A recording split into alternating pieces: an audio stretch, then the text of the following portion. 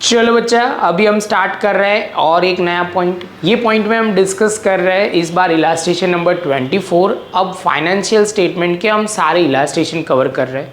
Starting का पहला सम लेने का रीज़न वही है कि जो बच्चा ये पॉइंट रिफ़र कर रहा है तो उसको ध्यान रखना है कैसा प्रेजेंटेशन करना है, कौन कौन से पॉइंट कवर करना है वो देखना है।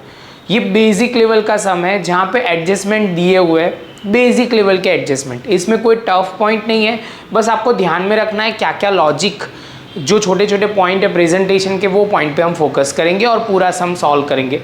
फर्स्ट ऑफ ऑल बच्चा, एज यूजुअल हम पहले देखना स्टार्ट करते हैं कि यहाँ पे बोला हुआ है prepare the final account from the trial balance and adjustment of Pratibha as on 31/3/2015। तो यहाँ पे बोला हुआ है हमें एक ट्रायल बैलेंस दिया हुआ है। ट्रायल बैलेंस में आपको ध्यान रखना है कौन सी डेट पे, तो 31/3/2015। आपको वर्ड यूज़ किया गया है फाइनल अकाउंट। फाइनल अकाउंट बोला गया, इसका मतलब ट्रेडिंग अकाउंट, P&L अकाउंट, और आप बोलोगे सर लास्ट में आएगा बैलेंस शीट। तो यहाँ पे अब दूसरी इंपॉर्टेंट बात जो बच्चों को ध्यान में रखना है, यहाँ पे आपको लिखना पड़ेगा trading account of Pratibha limited, Pratibha for the year ending on 31/3/2015। Same चीज़ हम प्रॉफिट एंड लॉस में लिखेंगे। प्रॉफिट एंड लॉस मतलब P&L अकाउंट में profit and loss account of Pratibha for the year ending on 31/3/2015। और बैलेंस शीट में बच्चा हम क्या लिखेंगे, तो बैलेंस शीट में आपको ध्यान में रखना है balance sheet of Pratibha as on 31/3/2015। ये पहला पॉइंट जो आपको ध्यान रखना है। अब बच्चा बात आई एक स्टेप बाय स्टेप आगे बढ़ने की। तो अब यहाँ पे आपको दिए हुए डेबिट एंड क्रेडिट बैलेंसेस दिए। तो फर्स्ट ऑफ ऑल ऑलवेज मैं जो प्रीफर करता हूँ वो हम बोल सकते हैं कि एडजस्टमेंट की इफेक्ट हम पहले ले लेते हैं, उसके बाद आपको वो ध्यान में रखना है, वो है हमारा स्टेप बाय स्टेप आगे हम जाते जाएंगे, ट्रायल बैलेंस कंप्लीट करेंगे। अब बच्चा यहाँ पे एक दूसरी इंपॉर्टेंट पॉइंट जो बच्चों को ध्यान में रखनी है, ये धीरे धीरे आपको आदत डालनी है। एडमिनिस्ट्रेटिव एक्सपेंस, उसके बाद sale and distribution expense, financial expense and other expense, ये हेडिंग लगाने की आपको आदत डालनी है। ये जितना आप करोगे ध्यान से वो आपके लिए इम्पॉर्टेंट है। दूसरा बच्चा मैं बोलूँ तो जो एक इम्पॉर्टेंट पॉइंट ये भी है, लायबिलिटी एंड असेट के साइड पे आपको वो ध्यान में रखना है, कभी भी आपको यहाँ डेबिट क्रेडिट लिखना नहीं है। जो मेन पॉइंट है यहाँ पे आपको लिखना है, क्योंकि यहाँ पे P&L अकाउंट है तो P&L अकाउंट में डेबिट क्रेडिट होगा। सेम वे बच्चा आप बोलोगे सर यहाँ पे जो ध्यान में रखना है ट्रेडिंग अकाउंट में भी डेबिट क्रेडिट लिखना है, लेकिन असेट या आप बोलोगे बैलेंस शीट के साइड, बैलेंस शीट में कभी भी आपको डेबिट क्रेडिट लिखना नहीं है। छोटे छोटे पॉइंट है जो आपको ध्यान में रखना है। तो बच्चा पहला एडजस्टमेंट से स्टार्ट करते हैं। तो पहला एडजस्टमेंट क्या है, तो goods of ₹10,000 loss due to theft. आप बोलोगे सर ये इसका मतलब क्या हुआ, तो बहुत सिंपल है, चोरी की वजह से 10,000 का माल हमारा चला गया है। तो कुछ भी गुड्स जाएगा अदर देन सेल्स तो परचेज में से माइनस होगा। तो देखो goods gone in other ways, other way मतलब सेल के अलावा गुड्स जा रहे हैं, जिसमें आप बोलोगे सर थेफ्ट पहला पॉइंट है, तो 10,000 का गुड्स हमारा चला गया, तो यहाँ परचेज में से माइनस होगा। और दूसरा पॉइंट यहाँ पे ध्यान में रखना है, आपको यहाँ पे अदर एक्सपेंस में लिखना है लॉस ड्यू टू थेफ्ट, और यहाँ पे आप लिखोगे 10,000। समझ में आ रहा है, गुड्स हमारा जा रहा है, लॉस है, क्योंकि लॉस है इसलिए P&L अकाउंट में डेबिट साइड, और परचेज में से माइनस होगा अदर देन सेल होगा। तो ये बच्चा पहला एडजस्टमेंट था। अब आगे जाते हैं सेकंड एडजस्टमेंट, ये भी अदर देन सेल वाला ये एडजस्टमेंट है। तो यहाँ पे बच्चा क्या दिया हुआ है, तो बोला हुआ है कि goods of ₹5,000 distributed as a sample. अब यहाँ कहने का मतलब बहुत साफ है कि 5,000 का गुड्स आपने एडवर्टाइजमेंट के तौर पे दिया हुआ है। तो यहाँ पे आपको वो ध्यान में रखना है, एडवर्टाइजमेंट तौर पे आप देते हो तो जो इम्पोर्टेंट पॉइंट है यहाँ पे एडवर्टाइजमेंट एक्सपेंस दिया हुआ है। यहाँ पे जब तक मुझे याद है तब तक यहाँ पे नहीं दिया है तो वो कोई पॉइंट नहीं रहेगा। एक एडजस्टमेंट की इफेक्ट फिक्स है क्योंकि गुड्स जा रहा है तो परचेज में से माइनस होगा। तो देखो पहले हमने यहाँ पे लिख दिया goods gone in other way, तो यहाँ पे हमने लिखा सैंपल के तौर पे जा रहा है इसलिए यहाँ पे 5,000 लिया।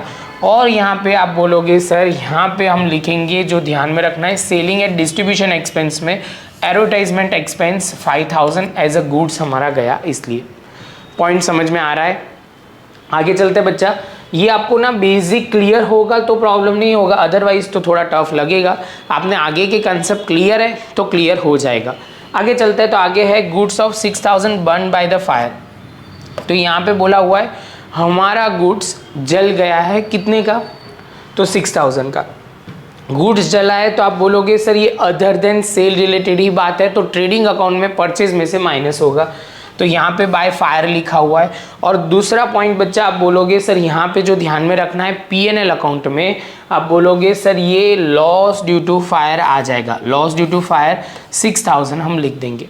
तो इसके साथ ये पॉइंट भी हमारा खत्म हो जाएगा।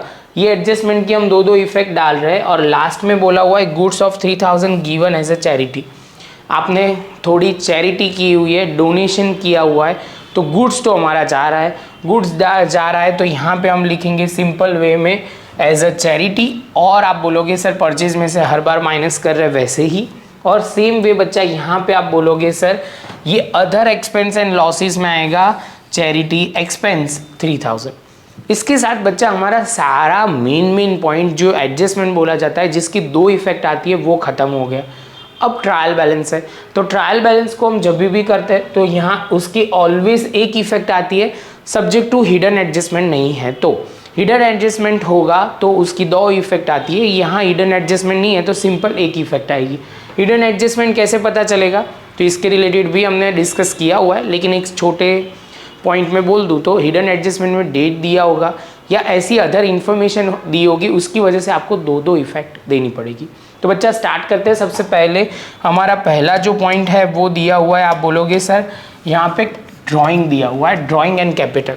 तो बच्चा यहाँ सिंपल है, आपको ध्यान रखना है कैपिटल का ऑलवेज क्रेडिट बैलेंस होता है और ड्राइंग का ऑलवेज डेबिट बैलेंस होता है।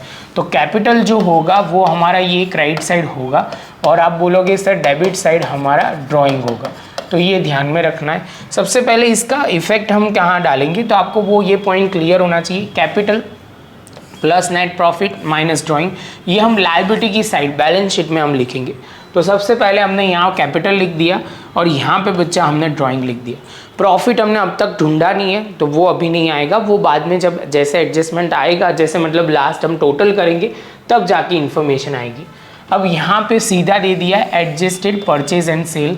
एडजस्टेड परचेज एंड सेल, तो परचेज का ऑलवेज डेबिट बैलेंस होता है, तो ये परचेज है और यहाँ पे आपको ध्यान में रखना है सेल्स। अब बच्चा ट्रायल बैलेंस आपको क्लियर होगा तो कोई प्रॉब्लम नहीं आएगा, तो यहाँ पे आपको वो ध्यान में रखना है ट्रेडिंग अकाउंट में क्रेडिट साइड पे सेल्स आएगा और ट्रेडिंग अकाउंट में डेबिट साइड पे परचेज आएगा। बच्चा मैं आपको उतना ही बोलूँगा कि आपको थोड़ा ध्यान से करोगे तो ऐसा नहीं है कि ट्रायल बैलेंस आपको याद नहीं होगा, तो भी करते जाओगे लिखते जाओगे तो हो जाएगा, इतना टफ नहीं है। और 11th में जितना आपका बेस बना है तो अच्छा है, आपको 12th में बहुत हेल्पफुल रहेगा बच्चा, ये ऐसा पॉइंट है। बाद में गुड्स रिटर्न बोला हुआ है, यहाँ पे वो नहीं बोला ये सेल्स रिटर्न है परचेज रिटर्न है, तो बच्चा आपको उतना दिया गया है कि ये डेबिट साइड पे है। ये डेबिट साइड पे मतलब यहाँ पे ऑलवेज सेल्स का सेल्स रिटर्न जो होता है वो आपको ध्यान में रखना है, डेबिट साइड पे होता है, और परचेज का always purchase return credit side पे होता है। लेकिन हमारे में तो सिर्फ सेल्स रिटर्न ही दिया हुआ है, तो यहाँ पे हम लिखेंगे सेल्स रिटर्न ऑलवेज सेल्स में से माइनस करके लिख देना है आउटर कॉलम यहाँ पे 8,10,000। जैसे ये पॉइंट कंप्लीट होता है बच्चा, अब आया इंपॉर्टेंट दूसरा पॉइंट डिस्काउंट का। डिस्काउंट में दो चीज़ दी हुई है, discount receive and discount allow. आप बोलोगे सर कैसे, क्रेडिट साइड पे जो दिया हुआ है उसको डिस्काउंट रिसीव बोलेंगे जो P&L अकाउंट में आएगा, और डिस्काउंट अलाउ जो है वो 4,000 है, वो डेबिट साइड पे हम लिखेंगे। तो यहाँ पे सबसे पहले बच्चा जो मैंने बोला वही हम P&L अकाउंट में दिखा देता हूँ। तो discount receive 6,000 and discount allow ध्यान में रखना सेलिंग डिस्ट्रीब्यूशन एक्सपेंस में आएगा, तो डिस्काउंट गिवन 4,000 या अलाउ वर्ड यूज़ करो तो भी चलेगा। तो ये छोटा पॉइंट आपको ध्यान में रखना है, इंपॉर्टेंट पॉइंट है, बहुत आता है, ये पॉइंट आपको ध्यान में रखना है। जैसे ये पॉइंट कंप्लीट होता है बच्चा, तो अब आगे का स्टेज आएगा, यहाँ पे आता है रेंट। तो यहाँ पे रेंट हमारा एक्सपेंस है, रेंट हमारा एक्सपेंस है तो ऑलवेज डेबिट साइड पे आएगा, P&L अकाउंट में आएगा। बच्चा बोलेगा सर ये किस में आएगा, तो एडमिनिस्ट्रेटिव एक्सपेंस में आता है। एडमिनिस्ट्रेटिव एक्सपेंस में रेंट पहला दिया हुआ है 5,000। तो ये आपको ध्यान में रखना है, एक एक पॉइंट बहुत सिंपल है, एक एक पॉइंट कहाँ लिखना है क्या लिखना है वो ध्यान से समझते जाओगे, करते जाओगे, देखते जाओगे, क्लियर होता जाएगा। दूसरा इंपॉर्टेंट बच्चा, ये बहुत इंपॉर्टेंट, बच्चों को बहुत डिफिकल्ट लगता है, तो debtors and creditors, debtors always debit balance होता है जो असेट में आता है, क्रेडिटर ऑलवेज लायबिलिटी होती है जो क्रेडिट साइड पे आएगा। तो ये कहने का मतलब ये है जो क्रेडिटर है उसका ऑलवेज क्रेडिट बैलेंस होता है और डेटर का ऑलवेज डेबिट बैलेंस होता है, तो वो ध्यान में रखना है। तो डेटर्स हमारे यहाँ पे हम लिखेंगे, यहाँ पे करंट एसेट में लिखेंगे डेटर्स 1 लाख और करंट लायबिलिटी में लिखेंगे क्रेडिटर्स 80,000। तो इसके साथ बच्चा हमारा ये एडजस्टमेंट भी ख़त्म। अब हमारा एडजस्टमेंट आ रहा है यहाँ पे जो ध्यान में रखना है वो है कमीशन। कमीशन हमारा डेबिट साइड पे दिया हुआ है, तो आप बोलोगे सर इसका मतलब ये एक्सपेंस हुआ। एक्सपेंस हुआ तो पीएनएल अकाउंट में हमें यहाँ देखने को मिलेगा, ये ध्यान में रखना है, डेबिट साइड पे आपको पीएनएल अकाउंट में देखने को मिलेगा। और कमीशन हमारा always selling and distribution expense है, तो यहाँ पे डेबिट साइड पे हम लिख लेंगे। तो ये पॉइंट भी खत्म बच्चा। इसके साथ बच्चा अब दूसरा जो पॉइंट अब सीक्वेंस में आ रहा है बिल्स ऑफ एक्सचेंज। तो बिल ऑफ एक्सचेंज में पहला कुछ दिया नहीं है, डेबिट एंड क्रेडिट, तो ऑलवेज ध्यान में रखना है डेबिट वाला होगा वो असेट साइड बिल्स रिसीवेबल आएगा और क्रेडिट साइड पे जो होगा वो बिल्स पेबल होगा, वो आपको ध्यान में रखना है।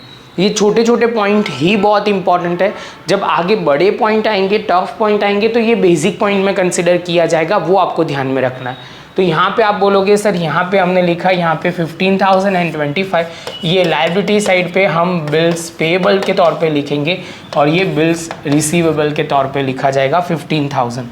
तो देखो यहाँ पे लिखा होगा बिल्स रिसीवेबल 15,000 और यहाँ पे बिल्स पेएबल 25,000।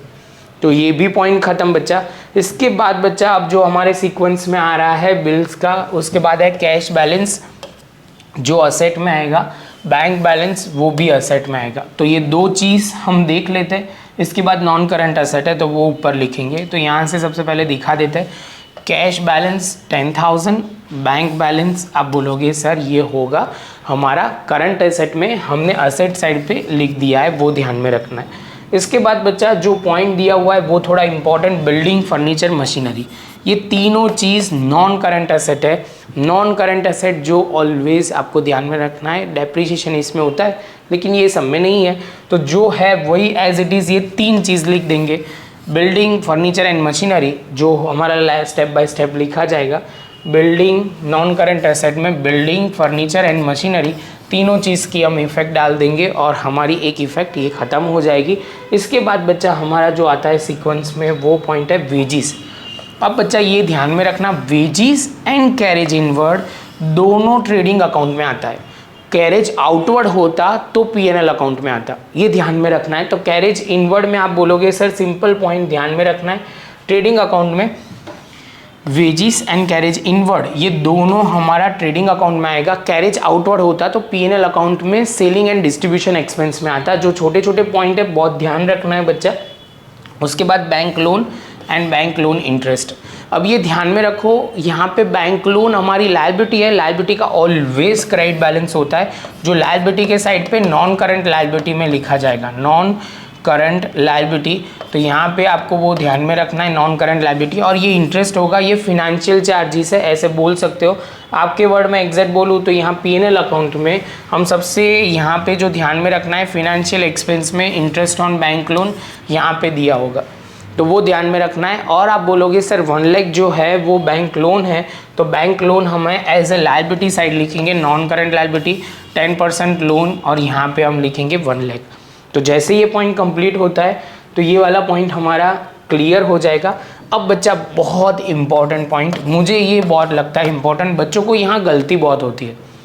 क्लोजिंग स्टॉक देखते ही बच्चे के दिमाग में ये कहा जाता है कि सर इसकी दो इफेक्ट होती है, एक ट्रेडिंग अकाउंट और एक असेट अकाउंट। तो बच्चा ये सही है जब एडजस्टमेंट दिया है, तो अब एडजस्टमेंट में नहीं है तो बच्चे को वो समझना पड़ेगा ये कहाँ पे होगा।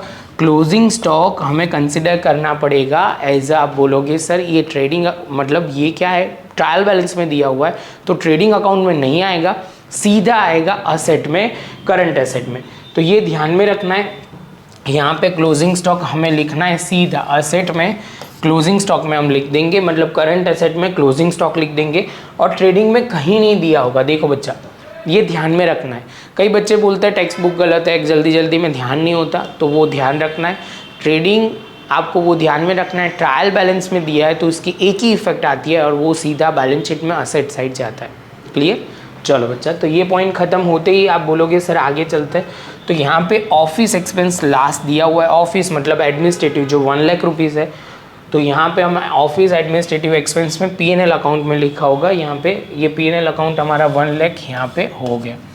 अब बच्चा ये पहला सम है, तो ऐसे हम प्रॉपर फटाफट एक बार आपको रिव्यू दे देता हूँ कि यहाँ पे अब टोटल करने का जो पॉइंट है, पहले टोटल ये क्रेडिट साइड का ज़्यादा है तो यहाँ लिखा, इसमें से आप ग्रॉस प्रॉफिट ढूंढा, जो हम लिखेंगे क्या, ग्रॉस प्रॉफिट, और यहाँ लिखेंगे transfer to profit and loss account. जैसे ये पॉइंट कंप्लीट होता है बच्चा, तो यहाँ पे सीधा ये डेबिट साइड पे था, तो यहाँ पे क्रेडिट साइड पे ट्रांसफर फ्रॉम ट्रेडिंग अकाउंट, यहाँ पे क्या लिखेंगे, ट्रांसफर फ्रॉम ट्रेडिंग अकाउंट, उसमें क्या लिखेंगे, ट्रांसफर टू P&L अकाउंट। इसका भी टोटल होगा, यहाँ पे टोटल किया, ये क्रेडिट साइड का ज़्यादा है तो यहाँ पे आ जाएगा डिफरेंस, जिसको हम बोलेंगे नेट प्रॉफिट, और यहाँ पे क्या लिखेंगे, ट्रांसफर टू कैपिटल अकाउंट। क्या लिखेंगे बच्चा, ट्रांसफर टू कैपिटल अकाउंट, और यहाँ पे आप बोलोगे लास्ट में जो प्रॉफिट आया वो कैपिटल के अंदर ऐड होके ड्राइंग माइनस होके ये अमाउंट आएगी, टोटल दोनों साइड का टोटल हो जाएगा, टैली हो जाएगा, और इसके साथ हमारा सम खत्म।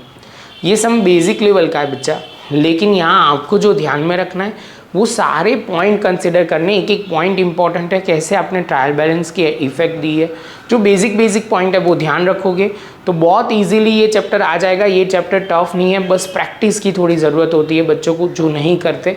तो मिलते हैं बच्चा नेक्स्ट लेक्चर में नए